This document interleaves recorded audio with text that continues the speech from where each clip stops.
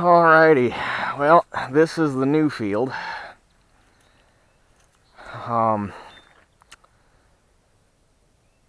Guy told me it was 10 acres, or a guy said he thought it was around 10 acres, and I did a sat map of it, and came out about, satellite came up with about 8.3, so that's never perfect because you can't, on a computer, you can't judge the fence lines and everything, so I'm going to figure it somewhere between 8.5 and 9. But satellite map gives you a good base to go off of, so. But I'm out here today, I'm going to pull some soil samples, because even though it's a little wet, I need to get that done, because I'm running out of time to get those back and run the calculations and everything.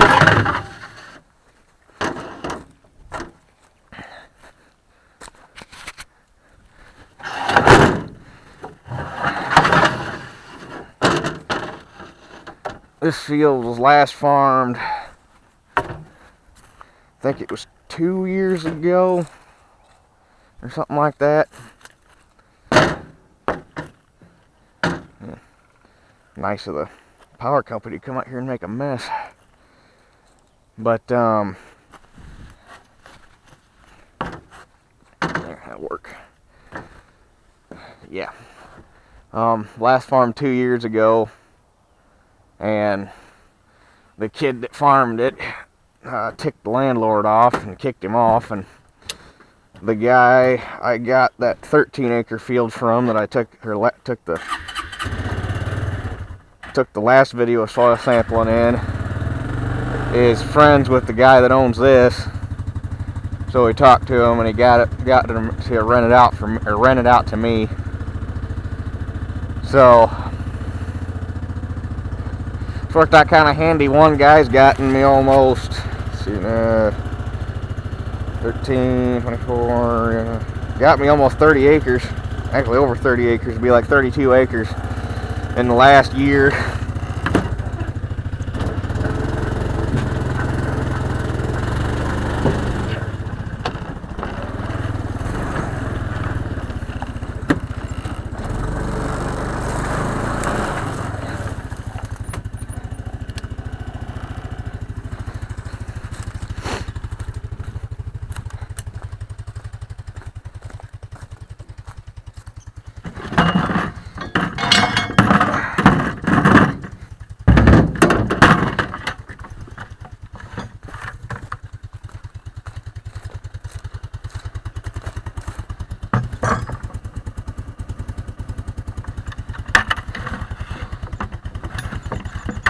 And naturally, I forgot to grab a bungee strap for that. Don't know if I got any in here or not. Ah, look at that.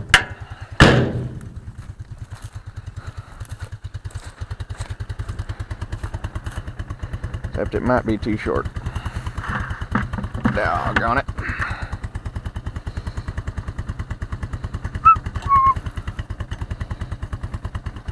It's definitely going to be too short. So we're just going to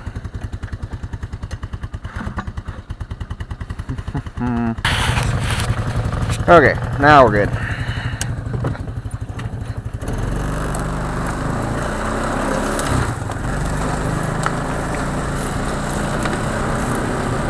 It's actually not a bad field. The only spot that's got me a little concerned might be wet is right there, because it looks like most of the field's going to drain to it. But shouldn't be a problem. Huh.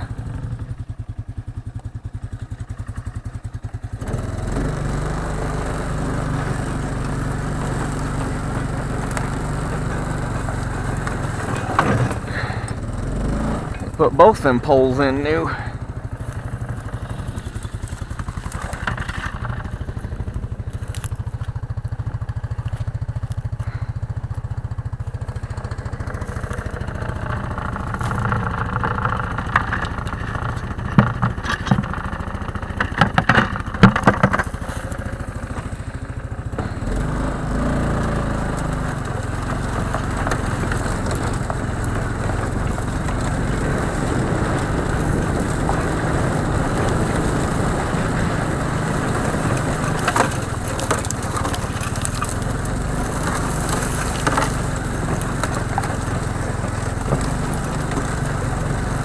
Nice thing is, now that I got that Glencoe,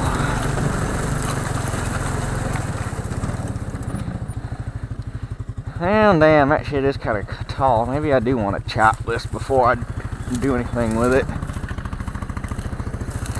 I really don't want to moldboard it, just because not knowing the field, although it does seem pretty loamy, so it may not be too terrible, but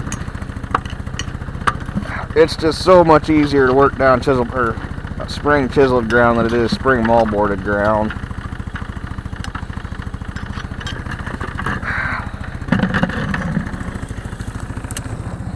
Plus, I need to bring the chisel plow over this way anyway, so.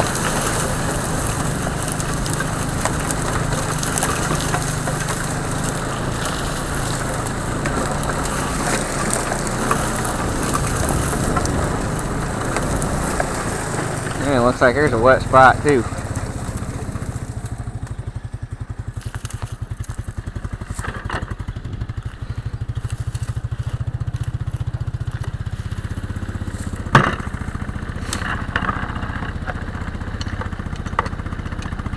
I got some red clover out here.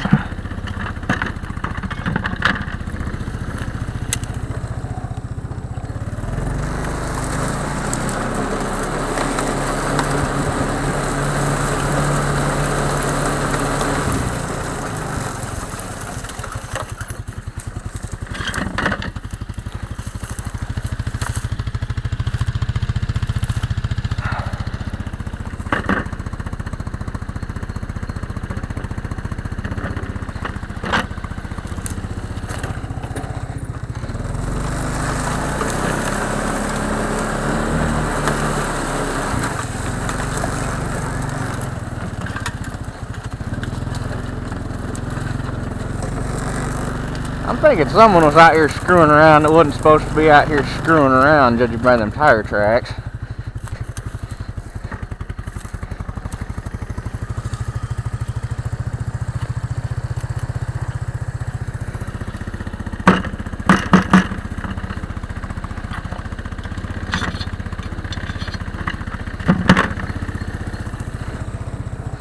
Which is very possible because he's got this thing gated, but he doesn't got a padlock on it.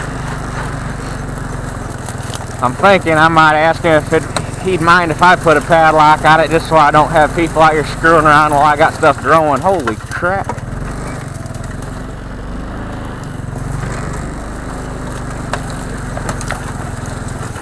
That's part of another reason I don't want to moldboard this, is because the last guy that farmed it, that's how he broke it, was moldboarding it, and it looks like he did a piss poor job of working it down.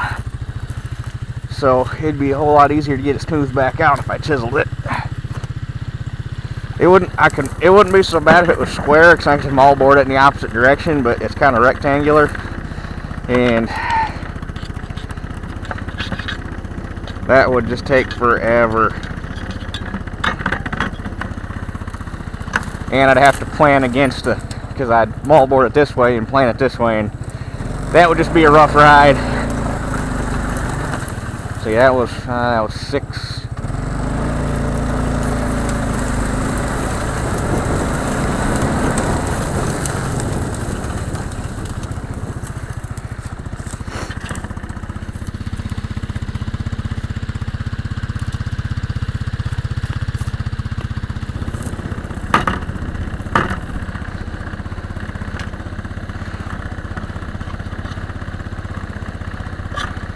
And for the guys that didn't get to see my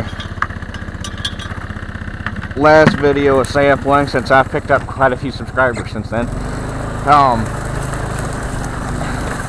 pulling soil samples, you want at least 15 sub-samples for each individual soil sample. So, and you don't want an individual sample to represent more than 20 acres, and this is 8, or somewhere between 8 and 9, so one sample's more than enough. Unless I had that ability to variable rate apply fertilizer, in which case I'd probably pull one there, and one there, and make this high spot here one, make that corner one, and make that back there one. Because then I'd have the ability to sample or create management zones instead of just one big field.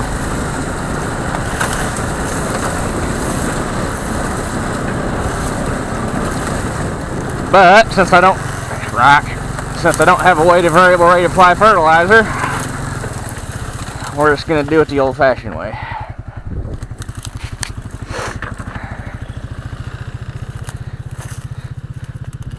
I'll tell you guys what though, I'm not really a fan of this cold we got going on here.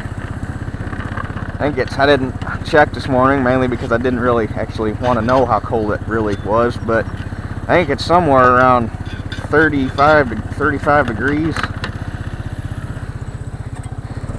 Might even be a little colder than that.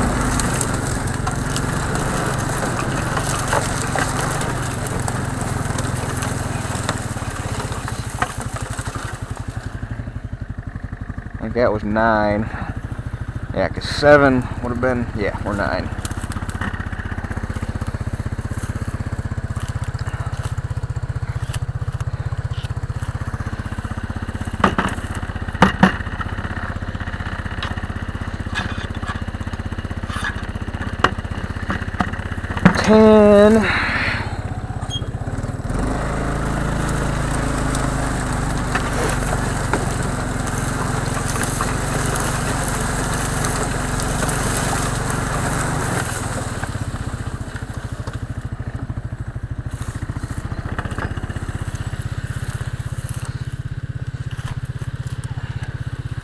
I don't like that one.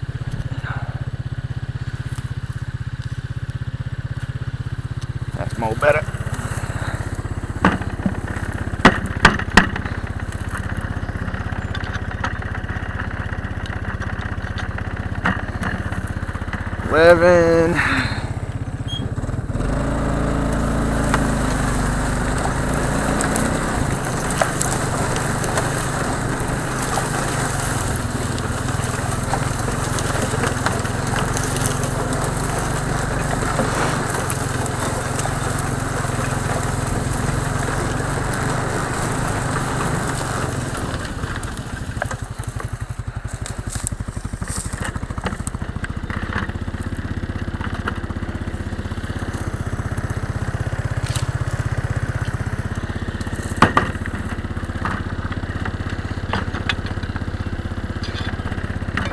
Well,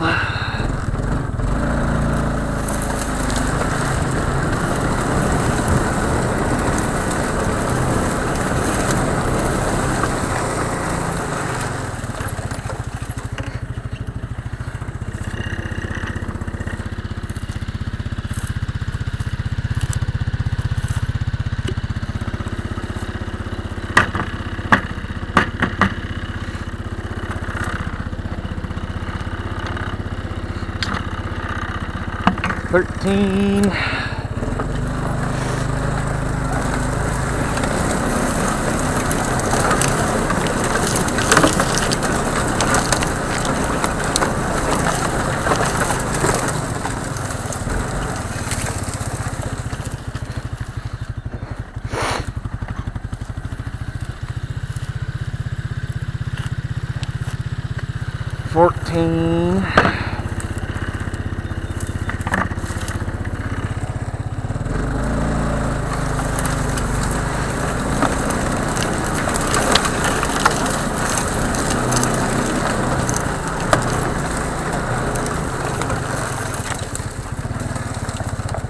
And 15. This right here looks a little swampy.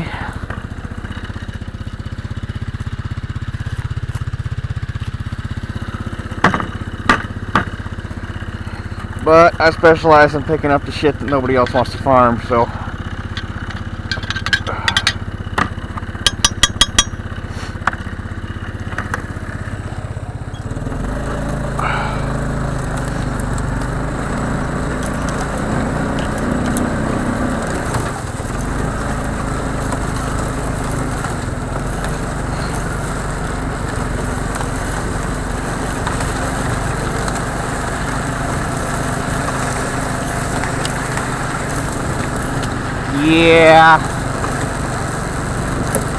I think I might throw the stock chopper on the 19 and run over here when it dries up. Well, I don't know, this stuff's pretty brittle. I don't know, I have to think on it.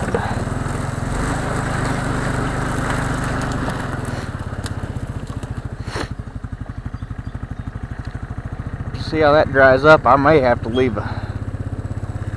probably right about here, leave this a kind of a waterway type deal. That looks like something that's pretty consistently wet.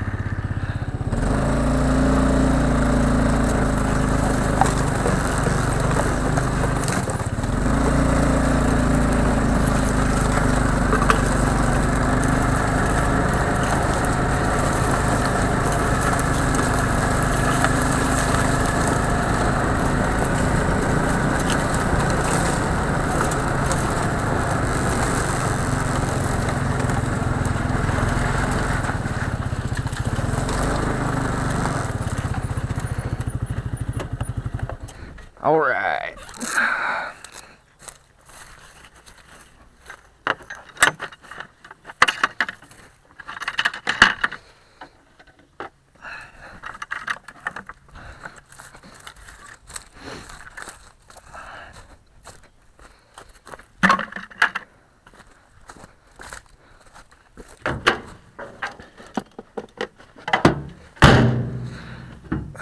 Poor man soil sample mixer.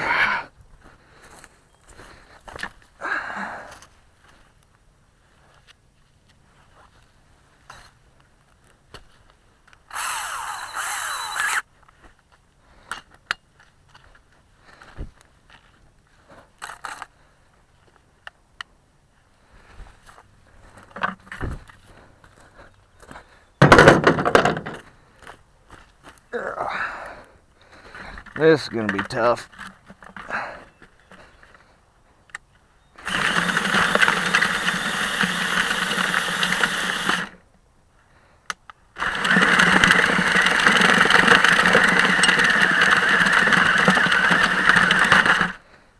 Yep, that's what I wasn't afraid of it. I knew it was going to, ooh, drug it a little warm. Like mixing bread dough. And normally when you pull soil samples, you don't want to do it this wet, but hey, since I'm strapped for time, or since I am strapped for time, you kind of gotta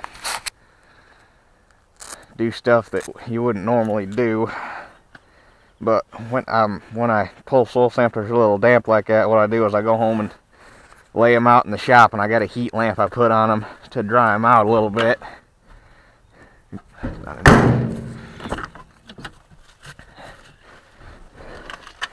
And we're gonna call this yeah.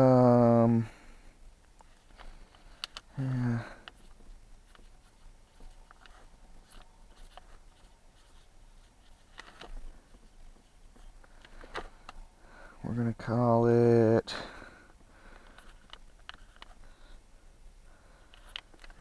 that. Normally when I'm naming samples, what I do is I'll just put the landlord's first and last initials and then the number of acres. Just because it makes things simpler. Oh yeah, she's rough.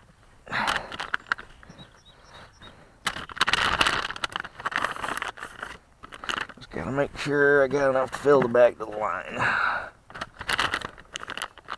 Which is a little more.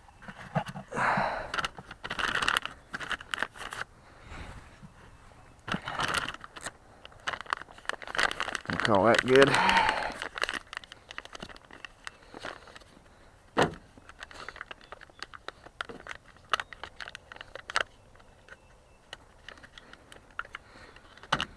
And that's that. Send that in. Hopefully have results back by probably next Monday, Tuesday. So we'll see how bad a shape this field's in. as long as it's been sitting fallow, it shouldn't be too terrible, but I guess we'll find out. So I guess that does it for this one. We'll catch y'all on the next one.